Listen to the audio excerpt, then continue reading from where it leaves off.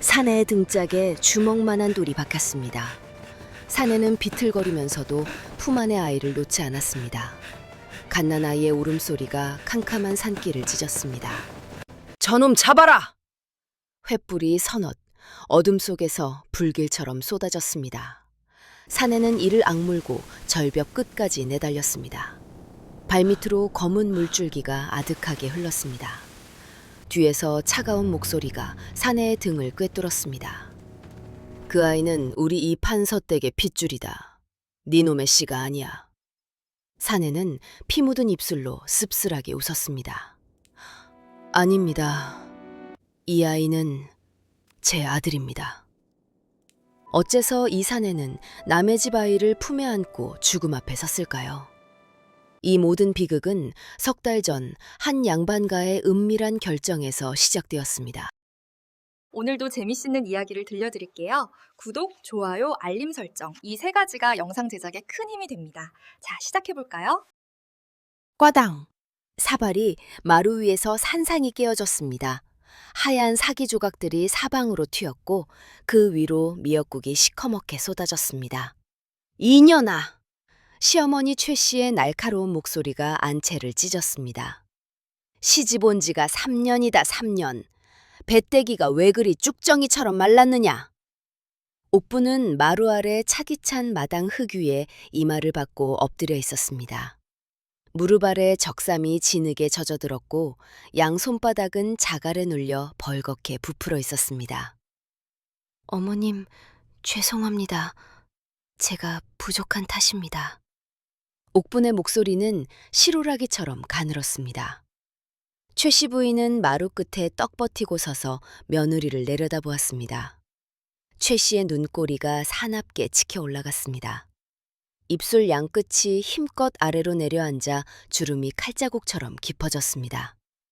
부족한 탓이다고? 네 말이 맞다. 네 뱃속이 부족한 거야.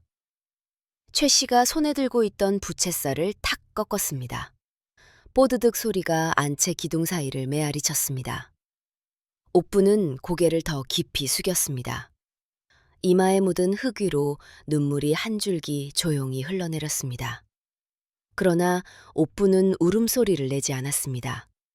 3년 동안 수없이 당한 이 치욕 앞에서 이미 울음조차 마른 지 오래였습니다. 사실 아이가 들어서지 않는 까닭은 옥분에게 있지 않았습니다. 혼례 석 달 전 남편 이서방은 말을 타고 가다가 낭떠러지에서 굴렀습니다. 그날 이후 이서방의 하반신은 감각을 잃었습니다. 부부 사이의 잠자리는 혼례 첫날 밤부터 단 한 번도 이루어진 적이 없었습니다. 하지만 이 사실을 아는 사람은 이 집 안에서 단 3사람뿐이었습니다. 이서방 본인, 옥분, 그리고 시어머니 최 씨. 이 판서댁은 3대째 이어온 명문 거족, 한양에서도 손꼽히는 세도가였습니다. 외아들이 불구라는 소문이 한 번이라도 새어나간다면 가문의 체면은 돌이킬 수 없이 무너질 터였습니다. 그래서 최 씨는 모든 허물을 며느리에게 뒤집어 쓰였습니다. 씨가 마른 년이라는 치욕스러운 딱지를 옥분의 등에 붙여놓고 이 판서댁의 비밀을 틀어막은 것입니다. 종들 사이에서도 수군거림이 끊이지 않았습니다. 큰마님이 저러시니 작은마님 팔자가 기구하지. 3년이면 석자라도 났을 텐데 배알도 없는 년이라. 옥부는 그 모든 말을 등 뒤에서 들었습니다. 하지만 입을 열 수 없었습니다. 남편의 비밀을 밝히는 것은 이 판서댁 전체를 무너뜨리는 일이었기 때문입니다. 그날 밤이었습니다. 옥부는 부엌 뒤편 우물가에 앉아 손에 묻은 흙을 씻고 있었습니다. 차가운 물이 갈라진 손등 위를 흘렀고 옥부는 이를 악물며 아픔을 참았습니다. 그때 건넌방에서 기척이 들렸습니다. 찰컹, 문고리가 돌아가는 소리. 이어서 이서방의 낮고 갈라진 목소리가 밤바람을 타고 흘러왔습니다. 여보. 옥부는 손을 멈추었습니다. 들어오시오. 이서방은 방 안에서 담요를 무릎 위에 덮고 앉아 있었습니다. 방 안 가득 술 냄새가 배어 있었고 막걸리 사발이 2개나 비어 있었습니다. 이서방의 눈이 충혈되어 붉게 물들어 있었습니다. 당신에게 할 말이 있소. 옥부는 문지방을 넘어 조용히 방 안으로 들어섰습니다. 이서방의 입술이 파르르 떨리기 시작했습니다. 어머니가 나에게 말씀하셨소. 이서방의 목소리는 겨우 들릴 만큼 가늘었습니다. 시내리를 드리겠다고. 그 한마디에 옥분의 온몸이 돌처럼 굳었습니다. 시내리. 남편이 아이를 만들 수 없을 때 외간 남자를 불러들여 아내에게 시를 받게 하는 것. 조선 팔도 어디에서든 입 밖에 꺼내서는 안 될 치욕 중의 치욕이었습니다. 옥분의 입술이 벌어졌다 다시 닫혔습니다. 할 말이 없었습니다. 아니, 할 말이 너무 많아서 오히려 아무 말도 나오지 않았습니다. 이서방이 고개를 떨어뜨렸습니다. 미안하오. 그 2글자가 방 안의 공기를 짓눌렀습니다. 내가 남편 구실을 못하니 당신이 이 치욕을 감당해야 하는 거요.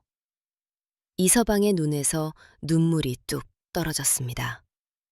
그 눈물은 무릎 위 담요 위에 동그랗게 번졌습니다. 옥분이 떨리는 목소리로 물었습니다.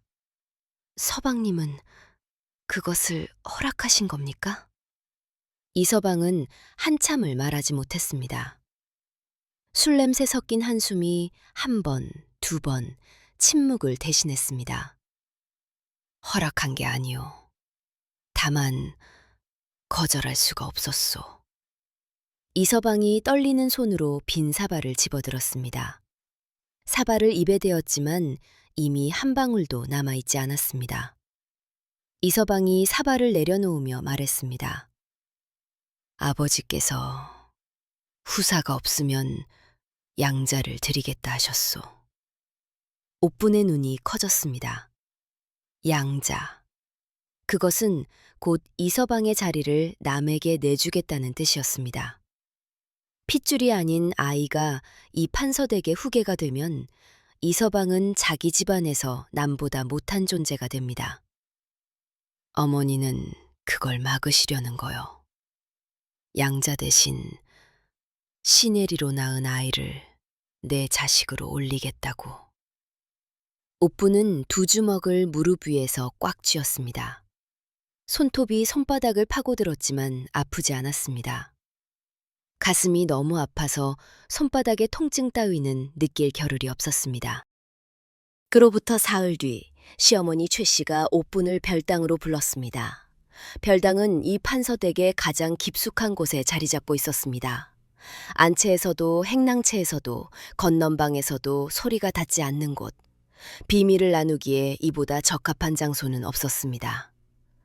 별당 안에 들어서자 최 씨 부인이 조그만 상 하나를 가운데 놓고 앉아 있었습니다. 상 위에는 은자가 가득 담긴 보자기 하나가 놓여 있었고 그 옆에 한지 한 장이 단정하게 접혀 있었습니다. 최 씨가 입을 열었습니다. 며느리, 오늘부터 네가 할 일을 일러주마. 옥부는 무릎을 꿇고 고개를 숙인 채 들었습니다. 열흘 뒤에 사내 하나가 이 별채에 들 거다. 너는 그 사내와 합방하여 반드시 아이를 배워야 한다. 옥분의 어깨가 부르르 떨렸습니다. 어머님, 그것만은... 닥쳐! 최 씨의 호통이 별당 안을 울렸습니다. 싫으면 말해라. 그러면 내일 당장 칠거지약으로 내쫓겠다. 최 씨의 목소리는 서리빨보다 차가웠습니다. 네 친정이 빚더미에 눌려 망한 거 온 동네가 다 안다. 쫓겨나면 갈 데가 있기는 하느냐. 옥분의 2 손이 치마폭을 움켜쥐었습니다. 갈 곳이 없었습니다. 친정아버지는 3년 전 빚에 쫓겨 어디론가 사라졌고 홀어머니는 남의 집 삭바느질로 겨우 끼니를 잇고 있었습니다. 쫓겨나면 옥부는 길바닥에 나앉는 것이나 마찬가지였습니다. 최 씨가 찬찬히 말을 이었습니다. 내가 이미 사내를 알아보았다. 장터를 떠도는 약장수 하나가 있더구나. 튼실하고 아무 연고 없는 놈이라 입단속도 쉬울 게다. 최 씨가 한지 한 장을 펼쳤습니다. 거기에는 글씨 몇 줄이 빼곡히 적혀 있었습니다. 여기 적힌 대로만 해라. 합방은 초하루와 보름 2번. 잉태가 확인되면 그 사내는 즉시 내보낸다. 옥부는 고개를 들 수 없었습니다. 눈물이 치마폭 위로 소리 없이 떨어졌습니다. 같은 시각 한양성 밖 서문 장터에서는 한 사내가 목이 터져라 약을 팔고 있었습니다. 자, 이 약이면 두통도 낫고 배탈도 낫고 종기도 삭습니다. 만병통치 녹용환이여. 사내의 이름은 돌쇠, 강돌쇠. 27 나이에 가진 것이라곤 등에 진 약괴짝 하나뿐인 떠돌이 약장수였습니다. 얼굴은 해에 그을려 거무튀튀했고 턱에는 면도 못한 수염이 거칠게 나 있었습니다. 하지만 눈매만은 유달리 깊고 맑았습니다. 그 눈 속에는 세상 풍파를 겪은 사내 특유의 쓸쓸함이 서려 있었습니다. 돌쇠는 본래 약장수가 아니었습니다. 5년 전까지만 해도 그는 경기도 어느 고을 양반가의 서자였습니다. 글도 읽을 줄 알았고 과거 시험을 볼 꿈도 꾸었습니다. 하지만 정모의 모함으로 집에서 쫓겨난 뒤 세상이 통째로 뒤집혔습니다. 돌쇠는 그때부터 팔도를 떠돌며 약을 팔아 연명했습니다. 그날 장사가 끝나고 돌쇠가 약괴짝을 챙기고 있을 때 누군가 뒤에서 그의 어깨를 톡 쳤습니다. 돌아보니 낯선 사내가 서 있었습니다. 이 판서댁의 하인 만복이었습니다. 이봐, 약장수. 만복이 주위를 두리번거린 뒤 목소리를 낮추었습니다. 좋은 일자리 하나 소개해 줄까? 돌쇠는 경계하며 물었습니다. 어떤 일자리인데? 만복이 씩 웃었습니다. 한양성 안에 있는 큰 양반댁에서 열흘만 머물면 된다. 먹을 것도 주고 잠자리도 주고 끝나면 은자 100냥을 주겠다고. 은자 100냥. 돌쇠의 눈이 커졌습니다. 약을 팔아서는 1년을 꼬박 벌어도 모을 수 없는 돈이었습니다. 대체 무슨 일인데 그렇게 큰 돈을 주는 거냐? 만복이 목소리를 더 낮추었습니다. 그건 가면 알게 될 거야. 다만 한 가지, 입은 꿰매야 한다. 비밀이 새면 목이 달아나는 수가 있어. 돌쇠는 본능적으로 거부해야 한다는 것을 알고 있었습니다. 하지만 100냥이라는 말에 마음이 흔들렸습니다. 열흘 뒤 돌쇠는 이 판서댁 별채 앞에 서 있었습니다. 해가 진 지 오래였고 하늘에는 금음달도 보이지 않는 칠흑 같은 밤이었습니다. 별채는 담장 너머로 완전히 격리되어 있었습니다. 안채에서 이곳까지 오려면 좁은 샛길을 3번이나 꺾어야 했습니다. 돌쇠는 안내를 받아 별채 안으로 들어섰습니다. 방 안에는 기름 등잔이 하나 희미하게 타고 있었고 상 위에 밥상이 정갈하게 차려져 있었습니다. 돌쇠는 밥상 앞에 앉아 멍하니 기다렸습니다. 얼마나 지났을까? 발소리가 들렸습니다. 사뿐사뿐. 가볍지만 어딘가 무겁고 망설이는 발소리. 문이 스르륵 열렸습니다. 한 여인이 고개를 깊이 숙인 채 방 안으로 들어섰습니다. 옥분이었습니다. 그녀는 고개를 들지 못한 채 문 앞에 서 있었습니다. 돌쇠가 자리에서 벌떡 일어섰습니다. 여인의 목덜미, 귀 뒤로 흘러내린 한 올의 머리카락. 그 순간 돌쇠의 심장이 멎었습니다. 옥분이? 돌쇠의 입에서 그 이름이 터져나왔습니다. 5년 전 경기도 양근 고을에서 함께 뛰놀던 그 아이. 봄이면 진달래를 꺾어주고 가을이면 담을 주워 나눠 먹던 그 아이가 눈앞에 서 있었습니다. 옥분이 고개를 들었습니다. 그녀의 두 눈이 돌쇠를 마주한 순간 세상이 멈추었습니다. 쇠야? 옥분의 눈에서 눈물이 쏟아졌습니다. 돌쇠도 다리에 힘이 풀려 그 자리에 주저앉았습니다. 5년 전 정모의 모함으로 돌쇠가 집에서 쫓겨나던 날, 옥분의 아버지는 돌쇠의 집에 드나들던 가난한 선비였습니다. 두 아이는 어린 시절부터 서로를 좋아했지만 서자와 양반딸의 사이를 어른들이 허락할 리 없었습니다. 돌쇠가 쫓겨난 뒤 옥분은 그가 어디선가 객사했다는 소문을 들었습니다. 돌쇠 역시 옥분이 시집간 뒤 병으로 죽었다는 헛소문을 들었습니다. 서로가 죽은 줄 알고 5년을 살아온 두 사람이 시내리라는 이름 아래 다시 만난 것입니다. 별채 방 안의 공기가 한순간에 얼어붙었습니다. 기름든 잔의 불꽃이 파르르 떨리더니 그림자가 미친 듯이 출렁였습니다. 옥분은 두 손으로 입을 틀어막은 채 눈물을 쏟아내고 있었습니다. 돌쇠야, 네가 어떻게 여기에? 목소리가 갈라지고 끊기고 다시 이어지다가 또다시 끊어졌습니다.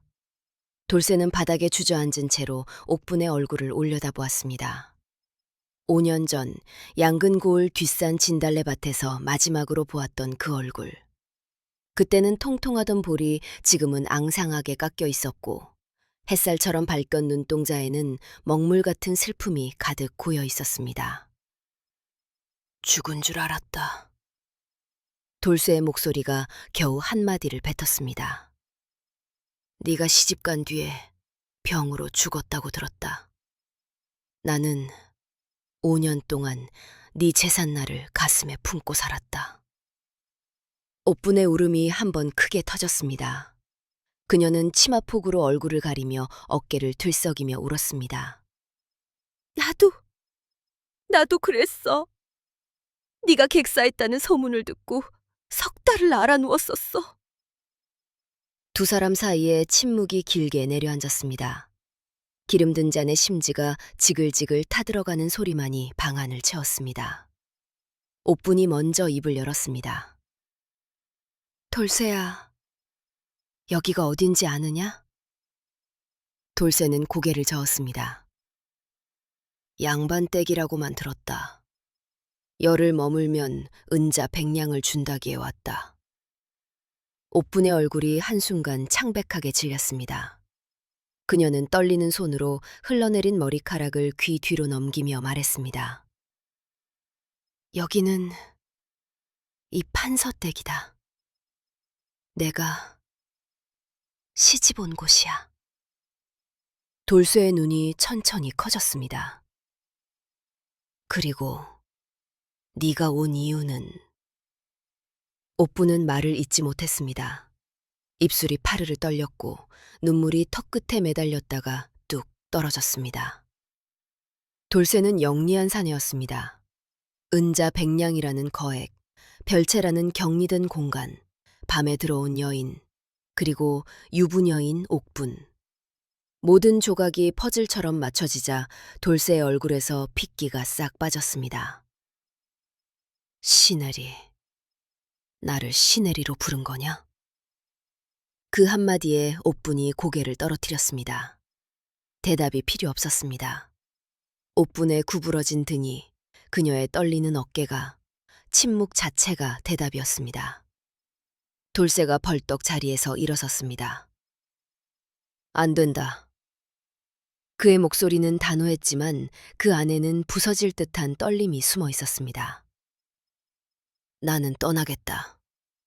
이건 아니다. 돌쇠는 구석에 놓아둔 약궤짝을 집어들려 했습니다. 그때 옥분이 돌쇠의 소매자락을 잡았습니다. 그녀의 손가락이 거친 삼배천을 꽉 움켜쥐었습니다. 돌쇠야. 옥분의 목소리가 가늘게 떨렸습니다. 나도 싫다. 이 일이 얼마나 치욕스러운지 네가 아는 것보다 100배는 더 알고 있다. 옥분의 눈에서 눈물이 또 한 줄기 흘러내렸습니다. 하지만 내가 거절하면 내일 당장 쫓겨난다. 칠거지약이라는 이름으로. 갈 곳이 없어. 어머니마저 굶어 죽을 판이야. 돌쇠의 손이 약궤짝 손잡이 위에서 멈추었습니다. 그는 옥분을 돌아보았습니다. 등잔불 아래 옥분의 얼굴은 5년 전보다 10살은 더 늙어 보였습니다. 25 나이에 눈가에 잔주름이 패여 있었고 입술은 바짝 말라 갈라져 있었습니다.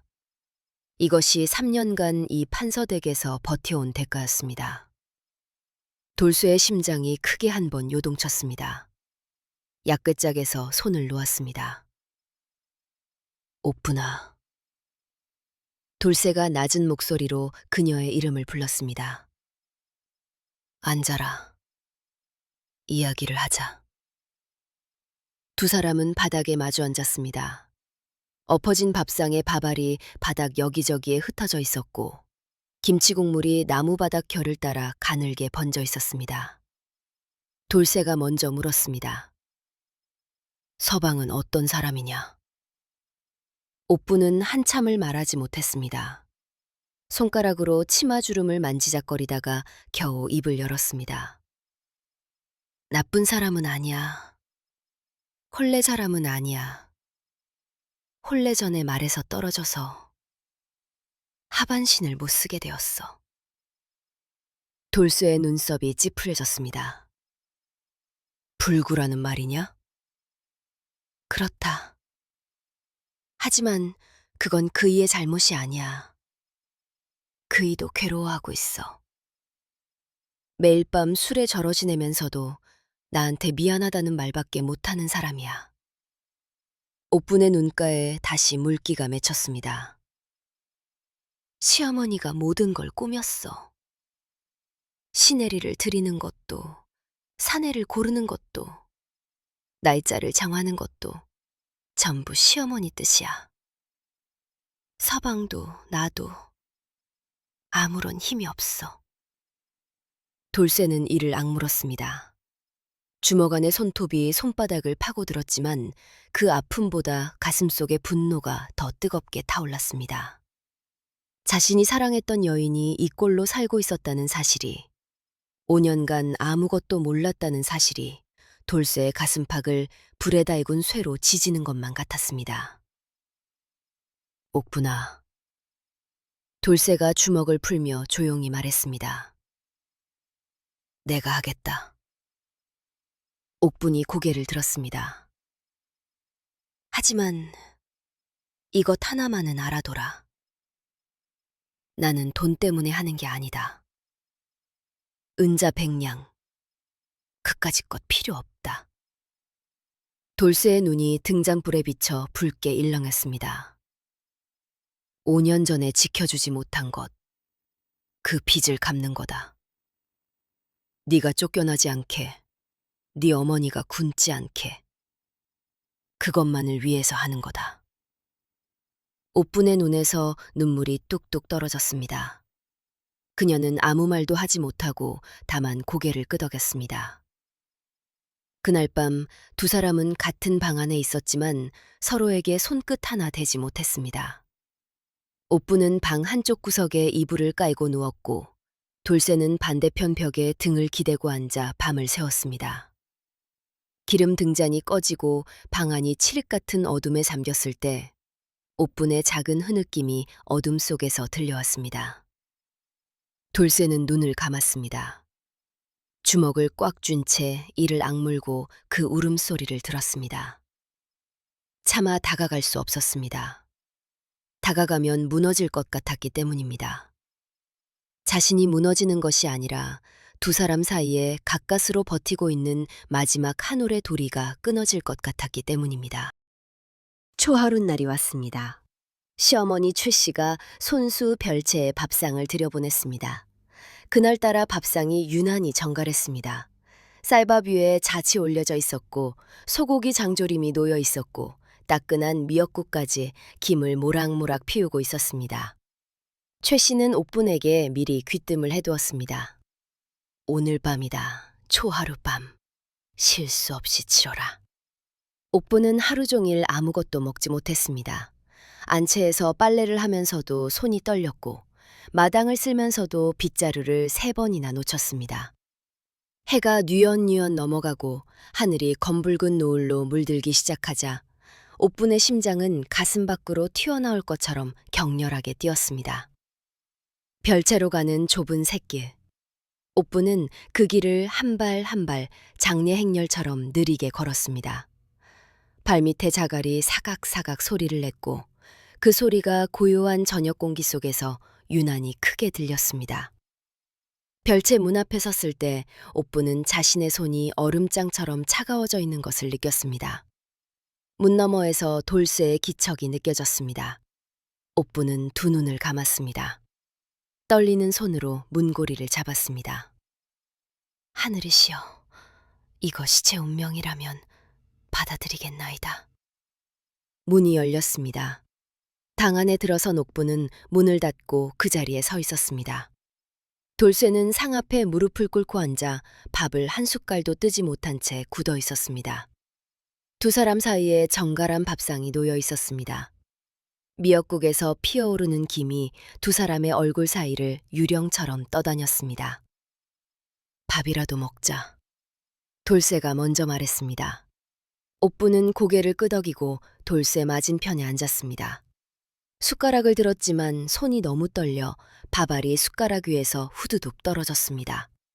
돌쇠도 마찬가지였습니다. 젓가락으로 장조림을 집으려 했지만 3번을 헛집었습니다. 결국 두 사람은 숟가락을 내려놓았습니다. 옥분이 고개를 숙인 채 작은 목소리로 말했습니다. 돌쇠야, 미안하다. 사과하지 마라. 돌쇠의 목소리가 단단하게 울렸습니다. 잘못한 건 네가 아니다. 이 집안이, 이 세상이 잘못한 거다. 돌쇠가 천천히 자리에서 일어나 등잔에 심지를 돌려 불을 줄였습니다. 방 안이 어둑해졌습니다. 두 사람의 얼굴이 희미한 주황빛 속에서 밤만 보였습니다. 돌쇠가 옥분 앞에 무릎을 꿇고 앉았습니다. 그리고 조용히, 아주 조용히 옥분의 떨리는 손을 잡았습니다. 보름이 지났습니다. 최 씨 부인이 별채에 산파할멈을 보냈고 산파는 옥분의 맥을 짚은 뒤 고개를 끄덕였습니다. 잉태하셨습니다. 최 씨의 입꼬리가 귀까지 올라갔습니다. 됐다. 이제 그 사내를 내보내거라. 최 씨는 하인 만복을 불러 은자 100냥이 든 보자기를 건넸습니다. 이것을 그놈에게 주고 오늘 밤 안에 내보내라.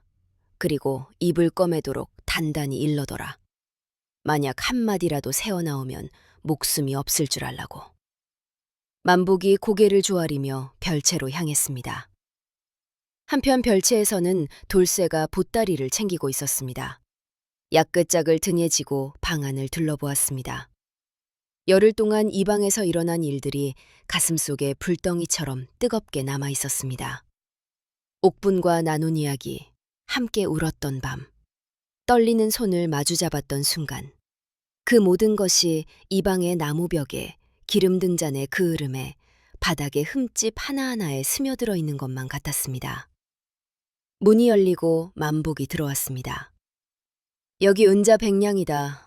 가져가고 오늘 밤 안에 떠나라. 그리고 만복의 목소리가 낮아졌습니다. 한마디라도 세면 네 목이 달아난다. 알겠느냐? 돌쇠는 은자 보자기를 받아들었습니다. 무겁고 묵직한 은자의 감촉이 손바닥에 와닿았지만 그것이 마치 독살을 움켜쥔 것처럼 싸늘하게 느껴졌습니다. 알겠다. 떠나마. 만복이 나가자 돌쇠는 은자 보자기를 상위에 내려놓고 한참을 바라보았습니다. 은자 100냥. 1년 내내 약을 팔아도 모을 수 없는 돈이었지만 이 돈이 어디서 왔는지를 생각하면 속이 뒤집혔습니다. 자신의 씨앗값, 자신의 몸값, 옥분의 치욕에 매겨진 가격표. 돌쇠는 이를 악물었습니다. 은자 보자기를 약끝짝 깊숙이 밀어넣고 별채문을 열었습니다. 밤공기가 차갑게 얼굴을 때렸습니다. 돌쇠는 별채 마당을 지나 담장 밑 쪽문으로 향했습니다. 그때 쪽문 옆 어둠 속에서 누군가 서 있는 것이 보였습니다. 옥분이었습니다. 그녀는 어둠 속에서 두 손을 모으고 떨고 있었습니다. 돌쇠가 발걸음을 멈추었습니다. 두 사람의 거리는 석자도 채 안 되었습니다. 옥분이 입을 열었습니다. 살아있어줘. 그 한마디에 돌쇠의 가슴이 쿵 하고 내려앉았습니다. 아무 데서나 아프지 말고, 굶지 말고, 살아만 있어줘. 옥분의 눈에서 눈물이 조용히 흘렀지만 목소리만은 담담하게 가라앉아 있었습니다. 돌쇠는 대답 대신 옥분의 손을 한 번 꽉 쥐었다가 놓았습니다. 그리고 돌아서서 쪽문을 열고 어둠 속으로 사라졌습니다. 돌쇠가 떠난 뒤 옥분의 배가 서서히 불러오기 시작했습니다. 석 달이 지나자 배의 둥근 곡선이 저고리 밑으로 눈에 띄게 드러났습니다. 시어머니 최 씨는 이때부터 태도가 판이하게 달라졌습니다. 그동안 개 취급하던 며느리에게 갑자기 귀한 음식을 해먹였고 따뜻한 방에서 쉬라고 했으며 무거운 일은 시키지 않았습니다. 며느리, 몸조리 잘해야 한다. 그 뱃속에 우리 가문의 대가 들어있으니까. 옥분은 그 말이 칼처럼 가슴에 박혔습니다. 우리 가문의 대...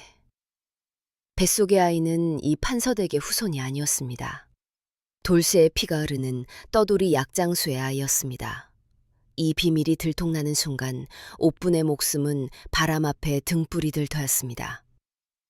한편 남편 이서방은 아내의 배가 불러오는 것을 날마다 지켜보았습니다. 처음에는 안도했습니다. 어머니의 계획이 통했구나. 이제 후사가 생기면 아버지도 양자 이야기를 꺼내지 않으시겠지. 그러나 시간이 흐를수록 이서방의 마음속에는 씁쓸한 감정이 독처럼 번져갔습니다. 아내의 뱃속에 있는 아이는 자신의 아이가 아니었습니다. 다른 사내의 씨앗이 자신의 아내 뱃속에서 자라고 있었습니다. 그 사실이 이서방의 자존심을 매일 밤 갈기갈기 찢어놓았습니다. 그러던 어느 날 밤 이서방이 술에 취한 채 옥분의 방을 찾아왔습니다. 여보. 옥분은 이불 위에 반쯤 누워있다가 황급히 몸을 일으켰습니다. 서방님, 이 밤에 웬일이세요? 이서방은 비틀거리며 방 안으로 들어왔습니다. 막걸리 냄새가 방 안 가득 퍼졌습니다. 이서방이 옥분 앞에 털썩 주저앉았습니다. 당신에게 물을 게 있소. 옥분의 가슴이 철렁 내려앉았습니다. 그 사내 어떤 놈이었소? 옥분은 순간 숨이 막혔습니다. 무슨 말씀을... 모른 척하지 마시오. 씨 내리러 왔던 그놈 말이오. 어떤 놈이었느냐고. 이서방의 목소리가 떨리고 있었습니다. 분노가 아니었습니다. 두려움이었습니다. 자신의 자리를 빼앗긴 남자가 어떤 사내인지, 혹시 옥분이 그 사내에게 마음을 주지는 않았는지 그것이 두려웠던 것입니다. 옥분은 이를 악물었습니다. 사방님, 저는 얼굴도 제대로 보지 못했습니다. 등잔을 끄고 어둠 속에서 치른 일입니다. 거짓말이었습니다. 하지만 이 거짓말이 남편의 마지막 자존심을 지켜주는 유일한 방패였습니다. 이서방은 한참 동안 옥분의 얼굴을 들여다보다가 고개를 떨어뜨렸습니다. 미안하오. 이런 것까지 묻는 못난 남편을 용서하시오. 옥분은 남편의 손을 잡았습니다. 사방님, 잘못이 아닙니다. 아무도 잘못한 사람은 없습니다. 이서방이 고개를 끄덕이며 비틀거리며 방을 나갔습니다. 옥분은 문이 닫히자마자 이불 위에 엎드려 소리 없이 울었습니다. 남편에게 거짓말을 한 것이 가슴을 쥐어짰고 돌쇠를 떠올리는 것이 또 다른 죄책감으로 옥분의 가슴을 눌렀습니다. 한편 이 판서댁을 떠난 돌쇠는 다시 장터를 떠돌고 있었습니다. 하지만 예전의 돌쇠가 아니었습니다. 약을 파는 목소리에 힘이 빠져 있었고 밥을 먹어도 맛을 느끼지 못했습니다. 밤이면 달을 올려다보며 옥분의 얼굴을 떠올렸습니다. 배가 불러오고 있겠지. 잘 먹고 있을까? 시어머니한테 또 구박받고 있지는 않을까. 돌쇠의 품속에는 은자 100냥이 그대로 들어 있었습니다. 한 입도 쓰지 못했습니다. 그 돈을 쓰는 순간 자신이 옥분에게 한 일을 인정하는 것 같았기 때문입니다. 그러던 어느 날 돌쇠가 양주장터에서 약을 팔고 있을 때 귀에 익은 이름이 바람결에 실려왔습니다. 이 판서댁 며느리가 드디어 인태했다더라? 3년 만에? 그 집 며느리 독한 년이긴 하구먼. 아들이면 잔치 한번 크게 벌이겠지. 장터 사람들의 수군거림을 듣는 순간 돌쇠의 손에 들린 약봉지가 바닥에 떨어졌습니다. 가슴 한복판이 뜨거운 쇳물로 가득 차는 것만 같았습니다. 그 아이는 자신의 아이였습니다. 자신의 피가 섞인 자신의 분신이 옥분의 뱃속에서 자라고 있었습니다. 하지만 그 아이는 태어나는 순간부터 이 판서의 손자가 될 것이고 돌쇠는 영원히 그 아이의 아비가 될 수 없었습니다. 돌쇠는 약끝짝을 길바닥에 내려놓고 주저앉았습니다. 하늘을 올려다보았습니다. 구름 한 점 없는 파란 하늘이 잔인하리만큼 맑았습니다. 그 무렵 이판서댁에서는 또 다른 그림자가 움직이고 있었습니다. 이판서, 옥분의 시아버지이자 조정의 정이품 대신인 이판서는 서재에 앉아 하인 만복을 불렀습니다. 만복아, 예, 대감마님. 만복이 머리를 조아렸습니다.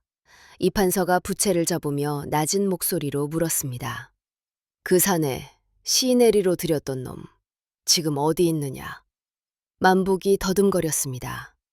은자를 주고 내보냈사옵니다.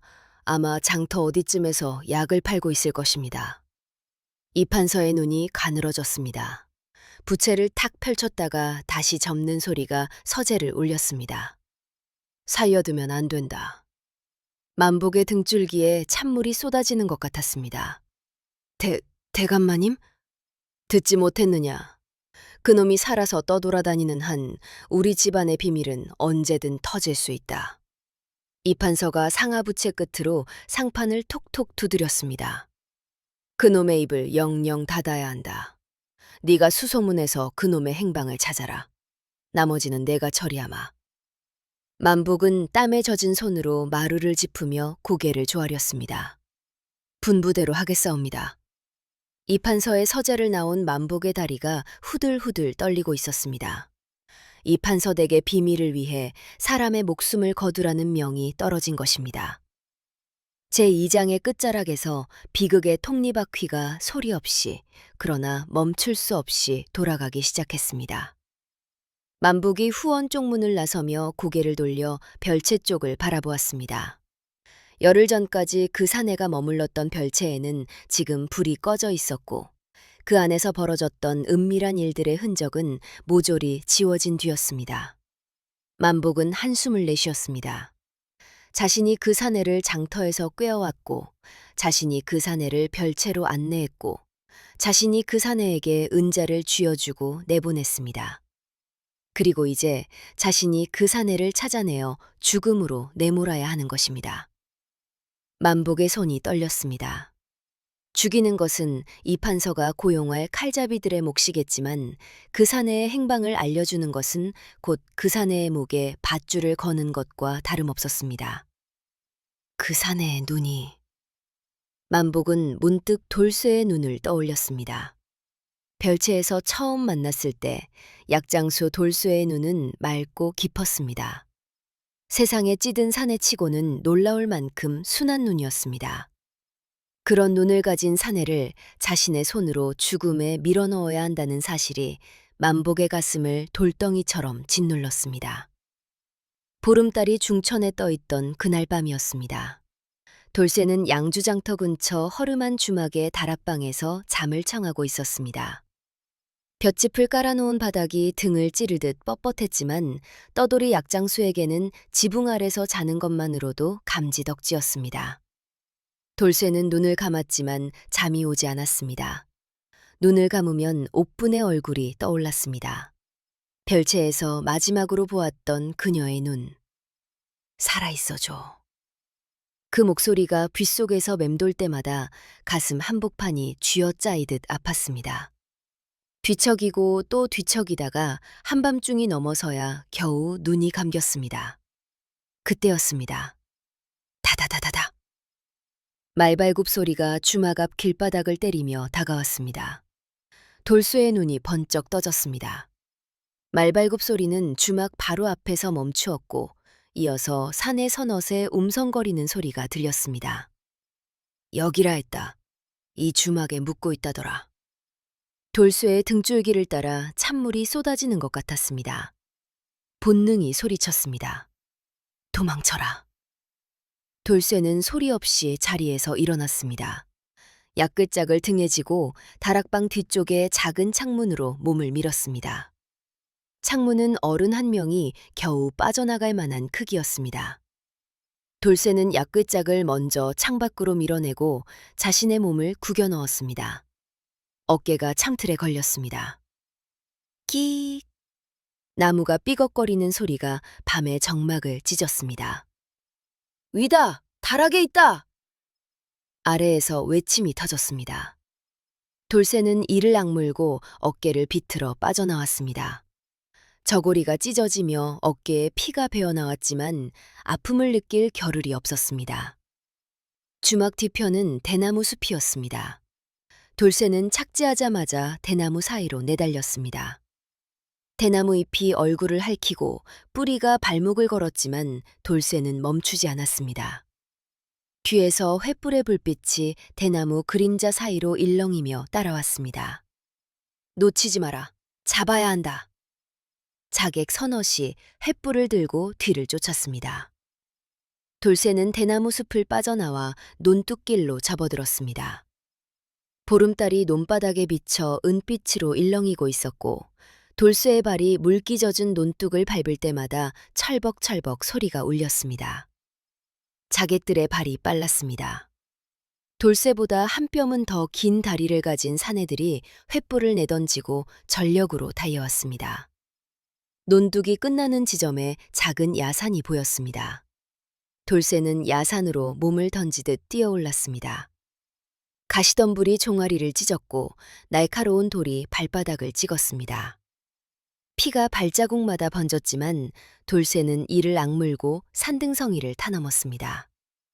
그때 바람을 가르는 소리가 귓전을 스쳤습니다.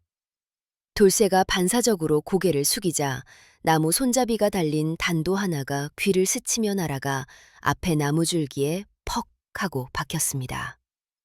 단도의 날이 달빛을 받아 섬뜩하게 빛났습니다. 죽이려 한다. 진짜로 죽이려 한다.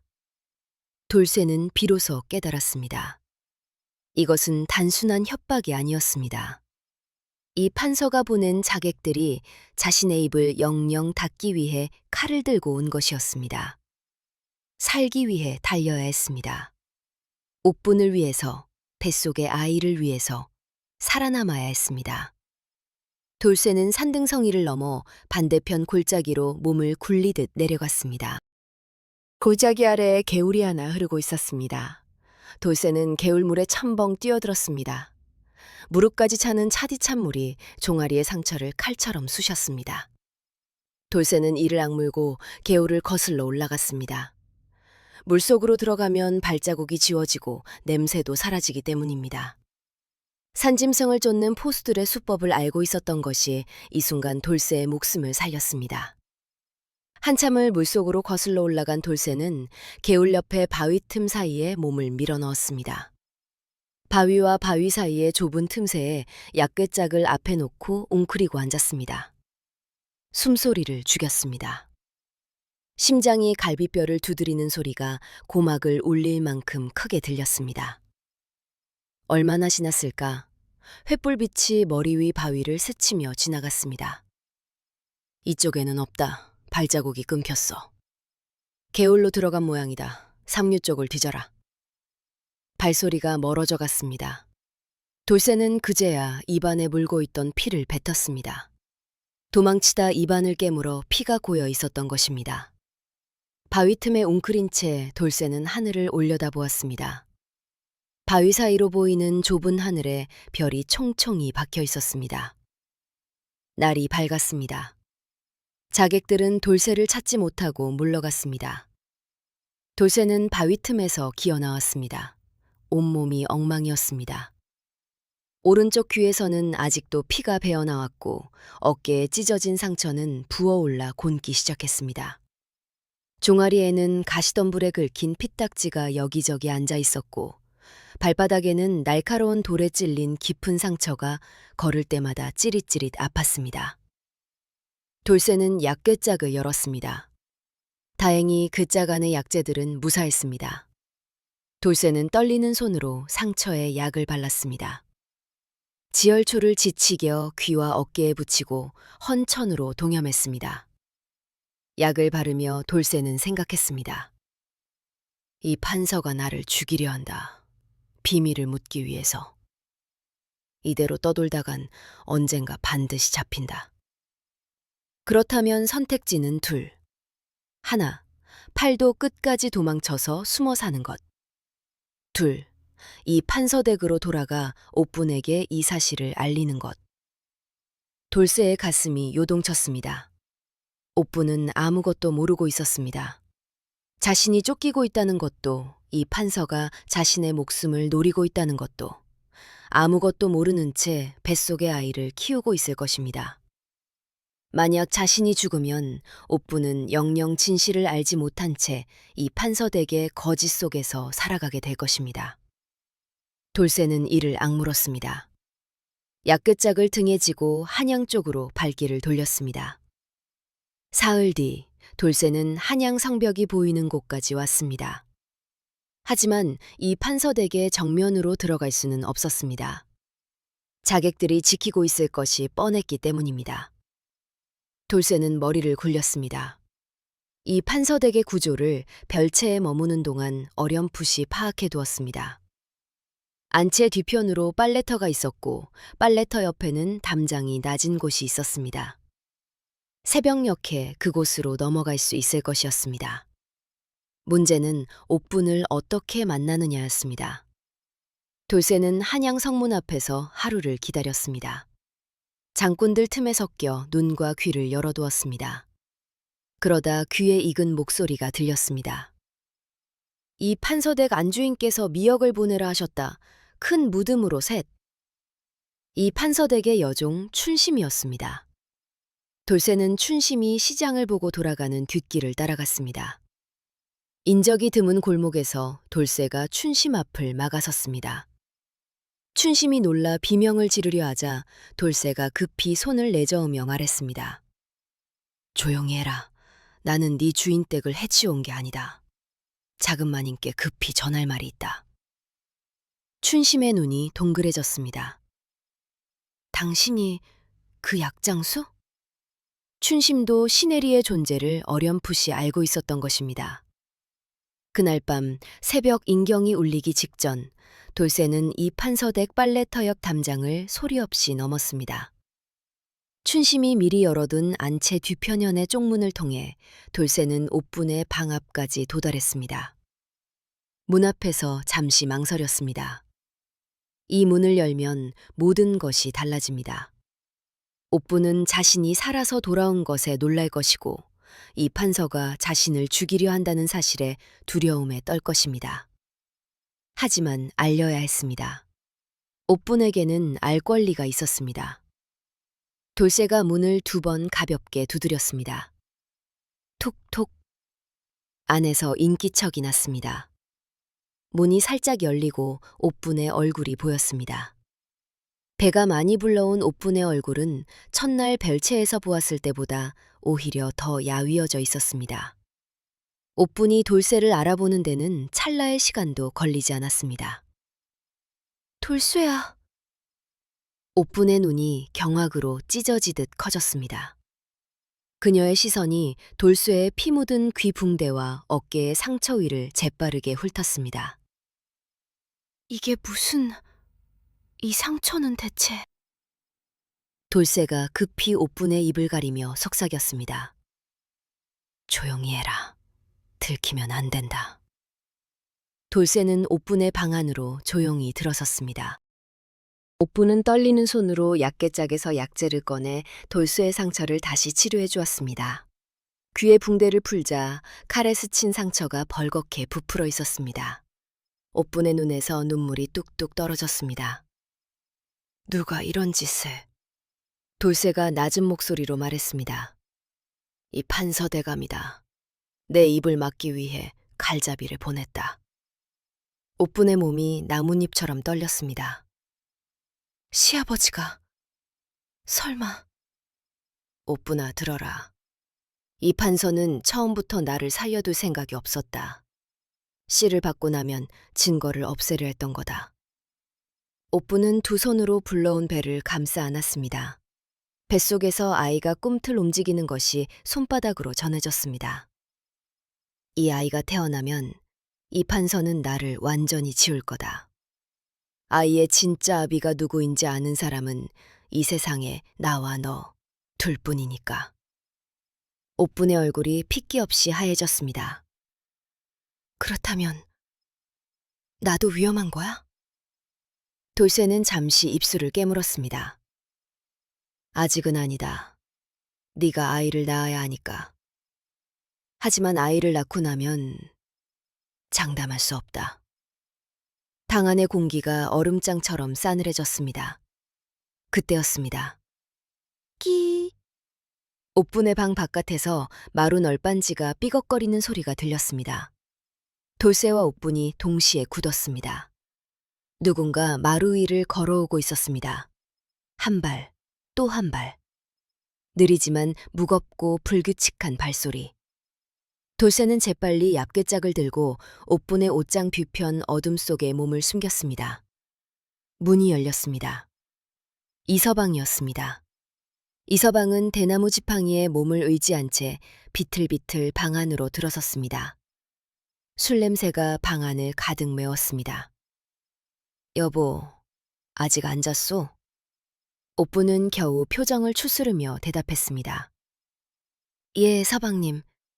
잠이 안 와서 앉아 있었습니다. 이서방이 옥분 앞에 주저앉았습니다. 그러다 고개를 갸웃거렸습니다. 코를 벌름거리며 방 안의 공기를 맡았습니다. 이상한 냄새가 나오. 양 냄새 같은데? 옥분의 심장이 덜컥 내려앉았습니다. 돌쇠의 상처에 바른 약재 냄새가 아직 방 안에 남아있었던 것입니다. 옥분은 재빨리 말을 지어냈습니다. 아, 그것은 배가 좀 불편해서 춘심이에게 부탁해 약재를 좀 구해왔습니다. 이서방은 고개를 끄덕였습니다. 그렇소. 몸이 불편하면 내일 의원을 부르리다. 옥분이 애써 미소를 지었습니다. 괜찮습니다, 서방님. 소화가 좀 안 되는 것뿐입니다. 어서 돌아가 주무십시오. 이서방이 고개를 끄덕이며 지팡이를 짚고 일어서려 했습니다. 그 순간 옷장 뒤에서 작은 소리가 났습니다. 탁! 돌쇠의 약글짝 뚜껑이 바닥에 닿은 소리였습니다. 이서방의 고개가 옷장 쪽으로 돌아갔습니다. 지금 소리가 났소. 옷장 뒤에서. 옥분의 얼굴이 새하얗게 질렸습니다. 아, 아닙니다, 서방님. 요즘 쥐가 안방까지 들어와서. 이서방의 눈이 의심으로 가늘어졌습니다. 그는 지팡이를 짚고 옷장 쪽으로 한 발짝 다가갔습니다. 옥분이 급히 이서방의 팔을 잡았습니다. 서방님, 제발 그냥 가주십시오. 제가... 옥분의 눈에서 눈물이 터졌습니다. 이서방은 아내의 눈물을 보고 걸음을 멈추었습니다. 아내가 우는 이유를 알 수 없었지만 그 눈물 속에 담긴 절박한 두려움만은 읽을 수 있었습니다. 이서방은 한참을 옷장 쪽을 바라보다가 입을 열었습니다. 당신, 나에게 숨기는 것이 있소? 옥분은 더 이상 숨길 수 없다는 것을 느꼈습니다. 남편의 눈빛이 한치의 양보도 없이 진실을 요구하고 있었습니다. 옥분은 떨리는 목소리로 입을 열었습니다. 서방님, 제발 앉으십시오. 모든 것을 말씀드리겠습니다. 이서방은 천천히 자리에 앉았습니다. 옥분이 옷장 뒤를 향해 조용히 말했습니다. 나오너라. 옷장 뒤 어둠 속에서 돌쇠가 천천히 모습을 드러냈습니다. 이서방의 눈이 둥그렇게 커졌습니다. 피 묻은 붕대를 감은 낯선 사내가 자기 아내의 방에서 나타난 것입니다. 이서방의 얼굴이 순식간에 붉게 달아올랐습니다. 이놈이 누구냐? 이서방이 지팡이를 치켜들었습니다. 옥분이 급히 남편과 돌쇠 사이를 막았습니다. 사방님, 제 말을 먼저 들으십시오. 옥분은 임신한 배를 감싸 안으며 남편 앞에 무릎을 꿇었습니다. 이 사람이 시내리로 왔던 그 사내입니다. 이서방의 손에서 지팡이가 떨어졌습니다. 탈그락. 나무 지팡이가 바닥에 굴러가는 소리가 방안을 울렸습니다. 이서방의 입이 벌어졌다 닫혔습니다. 그의 시선이 돌쇠의 얼굴을 훑고 옥분의 눈물 젖은 얼굴을 훑고 옥분의 불러온 배 위에서 멈추었습니다. 사방님. 옥분이 눈물 사이로 말을 이었습니다. 이 사람은 제 어릴 적 양근고을에서 함께 자란 소꿉친구였습니다. 시어머니께서 시내리를 들이실 때 이 사람인 줄 저도 몰랐습니다. 이서방의 입술이 바들바들 떨렸습니다. 옥분은 계속 말했습니다. 그런데 사방님, 그보다 급한 일이 있습니다. 시아버님께서 이 사람을 죽이라고 자객을 보내셨습니다. 이서방의 얼굴에서 분노가 사라지고 경악이 그 자리를 차지했습니다. 아버지가 사람을 죽이라고? 돌쇠가 고개를 들었습니다. 나리, 소인의 목숨은 아무래도 좋습니다만 작은 마님과 뱃속의 아이까지 위험해질 수 있습니다. 돌쇠가 옥분 곁에 무릎을 꿇었습니다. 이 판서대감은 비밀을 알고 있는 사람을 모두 없애려 할 것입니다. 소인이 죽은 뒤에는 작은 마님의 차례가 될 수도 있습니다. 이서방은 한참 동안 아무 말도 하지 못했습니다. 자신의 아버지가 사람의 목숨을 거두라 명했다는 것, 아내의 방에 다른 사내가 숨어 있었다는 것, 뱃속의 아이가 바로 이 사내의 아이라는 것, 세 가지 진실이 동시에 머리를 때렸고 이서방의 세상이 통째로 흔들렸습니다. 이서방은 눈을 감았습니다. 이를 악물고 떨리는 숨을 삼켰습니다. 그리고 눈을 떴을 때 그의 눈에는 분노 대신 결연함이 사려 있었습니다. 일어서시오. 이서방이 돌쇠에게 말했습니다. 돌쇠가 천천히 일어서자 이서방이 그를 위에서 아래로 찬찬히 살폈습니다. 피 묻은 붕대, 찢어진 저고리, 헝겊으로 감은 발. 이것이 자신의 아버지가 한 일이었습니다. 이서방은 쓴웃음을 지었습니다. 나는 당신이 어떤 놈인지 궁금했었소. 돌쇠가 고개를 숙였습니다. 이서방이 말을 이었습니다. 당신을 미워해야 마땅하오. 내 아내와 잠자리를 한 놈이니. 하지만 이서방은 자신의 움직이지 않는 다리를 내려다보았습니다. 남편 구실도 못하는 내가 당신을 욕할 자격이 있기는 한 건지 모르겠소. 방 안에 무거운 침묵이 내려앉았습니다. 이서방이 고개를 들었습니다. 듣겠소. 아버지에게 맞서야 한다면 어떻게 해야 하는지 방도를 말해보시오. 그 말에 옥분과 돌쇠의 눈이 동시에 커졌습니다. 남편이 시아버지에게 맞서겠다고 한 것입니다. 불구의 몸으로 아버지의 그늘 아래서 쪼그리고 살아온 남편이 처음으로 스스로의 의지를 드러낸 순간이었습니다. 옥분의 눈에서 뜨거운 눈물이 다시 한번 흘러내렸습니다. 이번에는 슬픔의 눈물이 아니었습니다. 그러나 세 사람의 밀담은 오래가지 못했습니다. 다음 날 아침 이 판서가 직접 아들의 방을 찾아왔기 때문입니다. 서방아, 이 판서의 목소리가 건넌방 앞에서 울렸습니다. 이서방은 아침 일찍부터 술을 마시고 있는 척하며 방에 앉아 있었습니다. 돌쇠는 이미 새벽에 다시 담장을 넘어 빠져나간 뒤였습니다. 이판서가 방으로 들어왔습니다. 어젯밤에 안채 뒤편에서 인기척이 있었다 하더구나. 이서방의 등줄기에 식은땀이 흘렀습니다. 그랬습니까? 저는 잠이 들어 몰랐습니다. 이판서가 아들을 매의 눈으로 살폈습니다. 혹시 며느리 방에 별다른 일은 없었더냐? 이서방은 있는 힘을 다해 태연한 표정을 유지했습니다. 없었습니다, 아버지. 며느리는 태기가 있어 일찍 잠자리에 들었습니다. 이판서의 눈이 아들의 얼굴 위를 천천히 훑었습니다. 의심의 눈초리였지만 확신은 없는 듯했습니다. 그래, 알겠다. 며느리 몸조리에 신경 써라. 이판서가 나간 뒤 이서방은 이마에 식은땀을 소매로 훔쳤습니다. 손이 나뭇잎처럼 떨리고 있었습니다. 아버지가 눈치를 채고 있다. 시간이 없다. 이서방은 결심했습니다. 아이가 태어나기 전에 모든 것을 끝내야 합니다. 아버지의 칼이 옥분과 아이에게 향하기 전에. 며칠 뒤 이판서의 서재에서 하인 만복이 고개를 조아리고 있었습니다. 대감마님, 그 약장수놈의 행방을 마침내 알아냈사옵니다. 이판서의 눈이 번뜩 빛났습니다. 어디냐? 양주장터 근처에서 놓쳤사옵니다만 한양 쪽으로 향한 것을 목격한 자가 있사옵니다. 이판서의 턱이 굳어졌습니다. 한양으로? 감히 이 근처에 얼씬거린다는 말이냐? 이판서가 상하부채를 탁 접으며 일어섰습니다.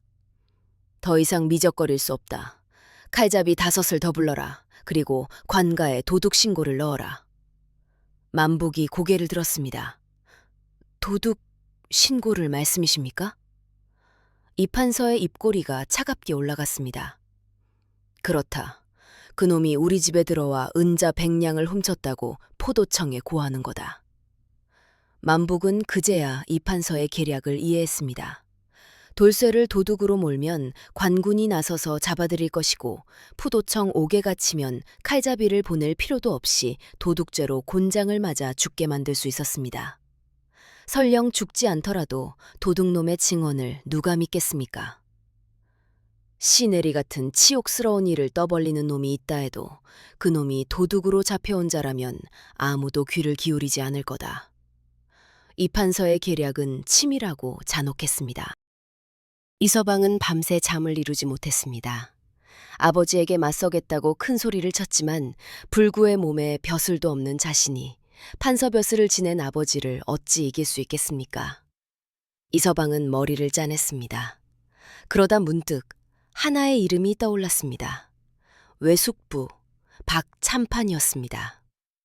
돌아가신 어머니의 오라비로 지금은 한성부 참판에 재직하고 있는 분이었습니다. 외숙부와 아버지는 사이가 좋지 않았습니다. 이판서가 첫 번째 부인, 그러니까 이서방의 친어머니를 박대한 끝에 병사하게 만들었다는 것이 박참판의 오랜 원한이었습니다. 이서방은 결심했습니다. 외숙부에게 아버지의 만행을 고하면 관가의 힘으로 아버지를 막을 수 있을 것입니다. 이서방은 새벽녘에 하인 하나를 불러 은밀히 편지를 보냈습니다. 외숙부 대감께 지금 아버지가 사람의 목숨을 해하려 하고 있사옵니다. 급히 소인을 만나 주십시오. 사흘이 지났습니다. 그 사흘 동안 이판서의 칼잡이들이 한양성 안팎을 샅샅이 뒤지고 있었습니다. 포도청에도 도둑 신고가 접수되어 반군까지 돌쇠를 수배하고 있었습니다. 돌쇠는 한양성 밖 폐사지에 무너진 법당 안에 몸을 숨기고 있었습니다. 이끼 낀 불상 뒤에 약개짝을 놓고 웅크리고 앉아 하루하루를 버텼습니다. 춘심이가 이틀에 한 번씩 먹을 것을 가져다 주었습니다. 주먹밥 2덩이와 물 1대적. 그것이 돌쇠가 하루에 먹을 수 있는 정부였습니다. 셋째 날 밤, 춘심이가 평소와 다른 표정으로 나타났습니다. 약장수 양반, 도련님께서 전가를 보내셨소. 내일 밤 이경에 동대문 밖 버드나무 아래로 오시라 하셨소. 돌쇠의 눈이 번뜩였습니다. 도련님이? 무슨 일이오? 자세한 것은 모르겠소만 큰일이 벌어질 거라 하셨소. 춘심이가 돌아간 뒤 돌쇠는 주먹밥을 한 입도 못 먹었습니다. 가슴이 두근거려 도저히 넘어가지 않았습니다. 내일이면 모든 것이 결판나는 것입니다. 살든 죽든 도망치는 삶은 내일로 끝입니다.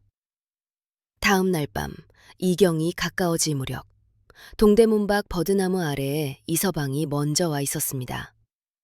가마를 타고 온 것이 아니라 하인 하나의 등에 엎혀서 왔습니다. 이서방의 곁에는 다른 사내가 한 명 서 있었습니다. 50대 중반, 관복을 갖춰 입은 위엄 있는 인물, 박참판이었습니다. 돌쇠가 어둠 속에서 모습을 드러내자 박참판이 돌쇠를 위아래로 살폈습니다. 이 사람이 그 약장수라는 자냐?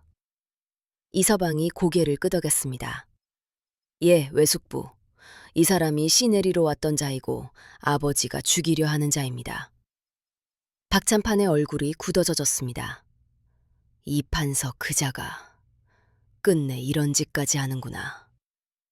박참판이 돌쇠에게 물었습니다. 니놈, 이 판서 댁에서 겪은 일을 처음부터 끝까지 빠짐없이 말해보거라. 돌쇠는 무릎을 꿇고 처음부터 모든 것을 말했습니다. 중매쟁이에게 끌려간 예, 별채에서 옥분을 만난 예, 시내리로 보름을 지낸 예, 은자 100냥을 받고 쫓겨난 예, 자객에게 쫓긴 예, 단도에 귀가 베인 예, 모든 것을 한마디도 빠뜨리지 않고 고했습니다. 박참판은 모든 이야기를 듣고 한참 동안 침묵했습니다. 박참판이 입을 열었습니다. 시내리라. 그것 자체는 조선의 법도에서 크게 어긋나는 일은 아니다.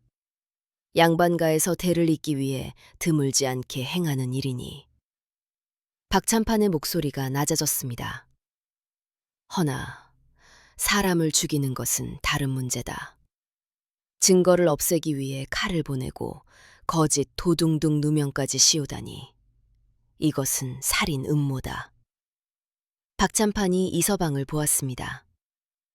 조카야, 네가 아비에게 정면으로 맞서는 것은 효도에 어긋나는 일이다. 세상이 너를 불효자라 손가락질할 것이다. 이서방은 고개를 숙였습니다.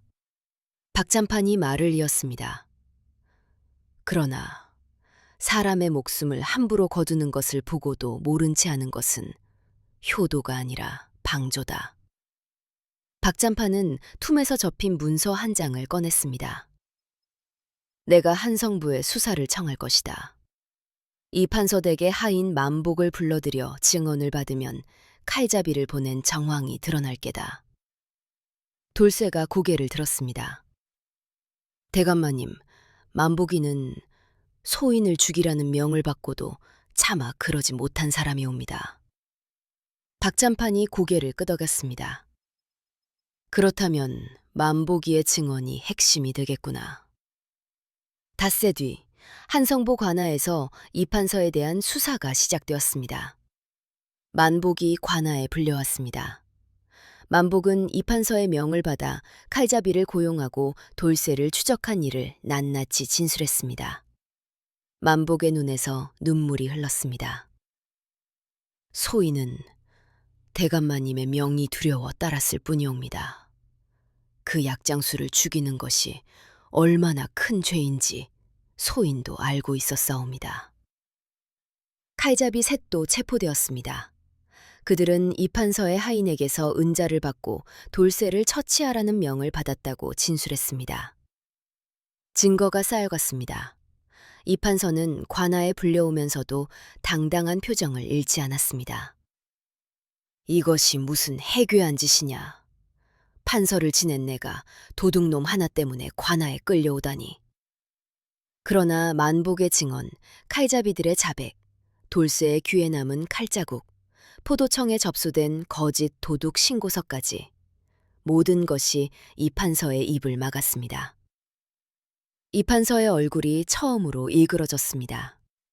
자신의 하인이, 자신이 고용한 칼잡이가, 자신의 아들이 모두 등을 돌린 것이었습니다. 이 판서의 두 손이 떨리기 시작했습니다. 한성구의 판결이 내려졌습니다. 이 판서에게는 살인 미수와 무고죄가 적용되었습니다. 벼슬은 추탈되고 모든 관직에서 파면되며 가산의 절반이 몰수되었습니다. 유배형이 내려졌습니다. 제주 대정현으로 귀양을 가라는 것이었습니다. 판결이 내려지던 날 이 판서는 관아뜰에서 아들과 마주쳤습니다. 이서방이 하인의 등에 업혀 관아 앞에 와 있었습니다. 이 판서는 아들을 보자 이를 악물었습니다. 내 이놈, 네가 감히 아비를 관가에 팔아넘기다니. 이서방은 아버지의 시선을 피하지 않았습니다. 아버지, 사람을 죽이려 하신 것은 아버지이십니다. 소자는 아버지의 죄를 막았을 뿐이옵니다. 이 판서의 입술이 부들부들 떨렸습니다. 대를 이으려 한 것이 뭐가 잘못이란 말이냐. 네 놈의 허리가 성하지 못해 내가 그 수를 쓴 것 아니냐. 그 말에 이서방의 눈가가 붉어졌습니다. 그러나 눈물은 흘리지 않았습니다. 아버지께서 대를 이으시려는 마음을 모르지 않습니다. 허나 그것이 사람의 목숨을 빼앗을 이유가 될 수는 없습니다. 이 판서는 아들을 한참 동안 노려보다가 고개를 돌렸습니다. 포졸들에게 이끌려 관아를 나서는 이 판서의 뒷모습은 예전의 위풍당당함이 그 어디에도 없었습니다. 이 판서가 유배를 떠난 뒤 이 판서 댁은 조용해졌습니다. 시어머니 최 씨도 남편의 유배 소식에 큰 충격을 받아 며칠 동안 방에서 나오지 못했습니다. 그러나 시간은 멈추지 않았습니다. 옥분의 배는 날마다 더 불러왔고 해산달이 가까워지고 있었습니다. 돌쇠는 이 판서가 유배를 간 뒤 폐사지에서 나와 한양 성 밖의 작은 약방에 자리를 잡았습니다. 더 이상 쫓기는 신세가 아니었지만 이 판서 댁에 발을 들여놓을 수는 없었습니다. 시내리로 왔던 사내가 양반댁에 드나드는 것은 아무리 사정이 있다 해도 세상의 이목이 용납하지 않기 때문입니다. 돌쇠는 약방에서 약을 팔며 옥분의 소식을 기다렸습니다. 춘심이가 가끔 약을 사러 오는 척하며 소식을 전해주었습니다. 자금마님, 배가 점점 불러오고 계십니다. 의원이 이르기를 보름 안에 해상하실 거라 하셨소. 돌쇠는 고개를 끄덕이며 약재를 다듬는 척했지만 손끝이 떨리고 있었습니다. 그 아이가 태어나면 자신의 아이인 것입니다. 그러나 평생 아비라 부를 수 없는 아이인 것입니다. 그리고 보름 뒤 한밤중에 이 판서댁 안채에서 아이의 울음소리가 울려 퍼졌습니다. 사내 아이였습니다. 산파가 아이를 받아 깨끗한 무명천에 감쌌습니다. 옥부는 진이 빠져 땀에 젖은 채 누워 있었지만 아이의 울음소리를 듣자 눈에서 눈물이 흘렀습니다. 아가야, 건강하게 태어나줘서 고맙다. 이서방은 방문 밖에서 아이의 울음소리를 듣고 있었습니다. 지팡이를 짚고 문 앞에 서서 아이의 첫 울음을 가만히 들었습니다. 자신의 피가 아닌 아이. 그러나 이 집의 이름을 이을 자신의 아들이 될 아이. 이서방은 문을 열었습니다. 산파가 아이를 이서방에게 안겨주었습니다. 이서방은 한 손으로 지팡이를 짚고 다른 한 손으로 아이를 조심스럽게 안았습니다. 아이는 새빨간 얼굴로 세상을 향해 우렁차게 울고 있었습니다. 이서방의 눈에서 뜨거운 것이 흘렀습니다. 네가 내 아들이다. 그 한마디에 방 안의 모든 사람이 숨을 멈추었습니다. 옥분이 이불 위에서 남편을 올려다보았습니다. 남편의 눈에서 흐르는 눈물을 보았습니다. 그 눈물 속에 미움은 없었습니다. 질투도 없었습니다. 오직 아이를 향한 순수한 사랑만이 담겨 있었습니다. 아이의 이름은 이서방이 직접 지었습니다. 정한. 발을 정자에 산의 한자. 바르게 살아라. 이서방이 아이의 이마에 입술을 대며 말했습니다. 소식은 곧 돌쇠의 약방에도 전해졌습니다. 춘심이가 약방문을 열며 환한 얼굴로 말했습니다. 약장수 양반, 사내 아이입니다. 건강하게 태어났소. 돌쇠는 약을 다듬던 손을 멈추었습니다. 한참을 가만히 앉아 있었습니다. 그리고 천천히 미소를 지었습니다. 입꼬리가 올라가는데 눈에서는 눈물이 또르르 흘러내렸습니다. 웃으면서 오는 기이한 얼굴이었습니다. 건강하다 하였소? 예, 울음소리가 어찌나 우렁찬지 안채 밖까지 들렸다 합니다. 그래, 그래. 건강하면 됐소. 그것이면 됐소. 돌쇠는 허공을 향해 나지막이 주멀거렸습니다. 정한이라. 좋은 이름이다. 그날 밤 돌쇠는 약방 뒤편의 작은 방에 앉아 등잔불을 펴놓고 한참을 가만히 앉아 있었습니다. 아이의 얼굴을 볼 수 없었습니다. 아이를 안을 수도 없었습니다. 아이가 아비라 부를 사람은 이서방이지 자신이 아니었습니다. 돌쇠는 그것이 당연하다고 생각했습니다. 당연하다고 스스로에게 말했습니다. 그런데 가슴이 왜 이렇게 아픈 것인지. 돌쇠는 등잔불을 보며 오래도록 울었습니다. 시간이 흘렀습니다. 정한이가 돌이 지나고 두 돌이 될 무렵 돌쇠의 약방은 한양에서 제법 이름을 얻었습니다. 약재를 다루는 손이 정확하고 정직하게 장사를 냈기에 단골이 늘어갔습니다. 그러던 어느 날 약방 앞에 가마 하나가 멈추었습니다. 가마에서 내린 것은 옥분이었습니다. 두 돌짜리 아이를 등에 업고 있었습니다. 돌쇠는 약방 안에서 그 모습을 보고 굳었습니다. 옥분이 약방 안으로 들어왔습니다. 쑥 한 금만 주시오. 옥분은 마치 처음 만난 사람에게 말하듯 담담하게 말했습니다. 돌쇠도 고개를 끄덕이며 쑥을 꺼내 달았습니다. 두 사람 사이에 아무 말도 없었습니다. 그러나 옥분이 등에 업은 아이가 고개를 돌려 돌쇠를 바라보았습니다. 까만 눈을 동그랗게 뜨고 돌쇠의 얼굴을 물끄러미 쳐다보는 아이. 돌쇠의 손이 멈추었습니다. 아이의 눈이 자신의 눈과 같았습니다. 둥글고 까만 호기심 가득한 그 눈. 양근 고을에서 산과 들을 뛰어다니던 어린 시절의 자신이 그 눈 속에 들어 있었습니다. 돌쇠는 있는 힘을 다해 미소를 지었습니다. 영특하게 생겼소이다. 옥분의 눈가가 붉어졌습니다. 건강하게 잘 크고 있소.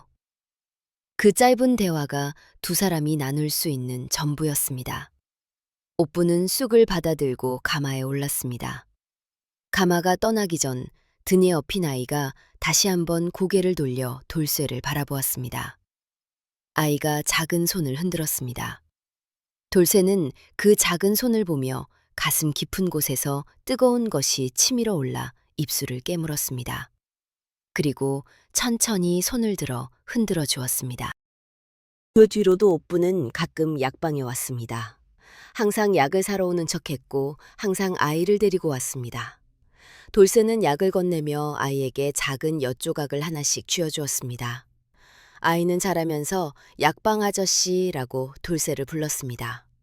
돌쇠는 그 말이 세상에서 가장 달콤하면서도 가장 쓰린 말이라는 것을 옥분만이 알고 있었습니다.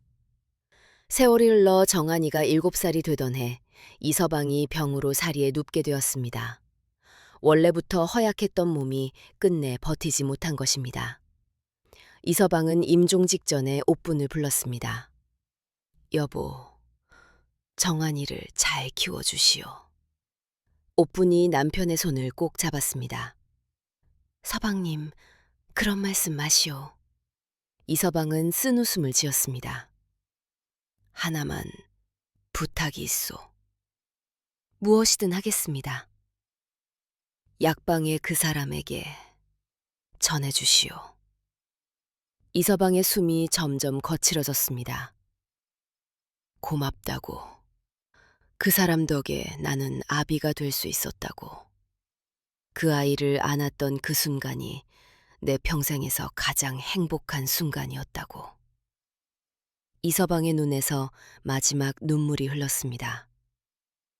정한이의 아비는 나였소. 그것만은 분명히 하고 가겠소. 이서방은 옥분의 손을 잡은 채 조용히 눈을 감았습니다.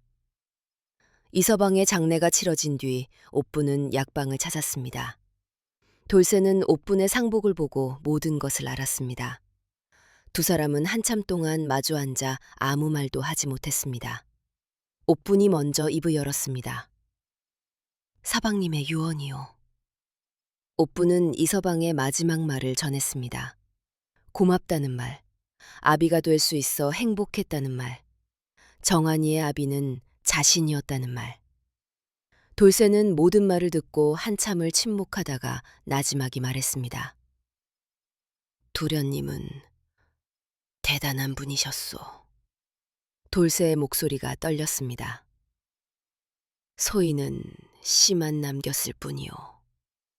그 씨를 품어 키운 것은 도련님이셨소. 아비라는 것은 씨를 뿌리는 자가 아니라 그 씨를 거두는 자이니 도련님의 말씀이 옳소. 옥부는 고개를 끄덕이며 울었습니다. 돌쇠도 울었습니다. 두 사람은 같은 슬픔을 나누면서도 결코 손을 잡지 않았습니다. 그것이 이서방에 대한 두 사람의 마지막 예의였습니다. 옥분이 자리에서 일어서며 말했습니다. 정환이에게는 언제까지나 약방 아저씨로 남아주시오. 돌쇠가 고개를 끄덕였습니다. 그러겠소. 그것이면 충분하오. 옥분이 약방을 나섰습니다. 돌쇠는 약방 문간에 서서 옥분의 뒷모습을 오래도록 바라보았습니다. 바람이 불어 옥분의 상복자락이 나부꼈습니다. 돌쇠는 그 모습을 눈에 꼭 담아두었습니다. 세월은 흘렀습니다. 정한이는 자라서 학문에 뛰어난 총명한 아이가 되었습니다. 서당에서 천자문을 뗄 때에도 사서 삼경을 읽을 때에도 또래보다 머리가 빨랐습니다.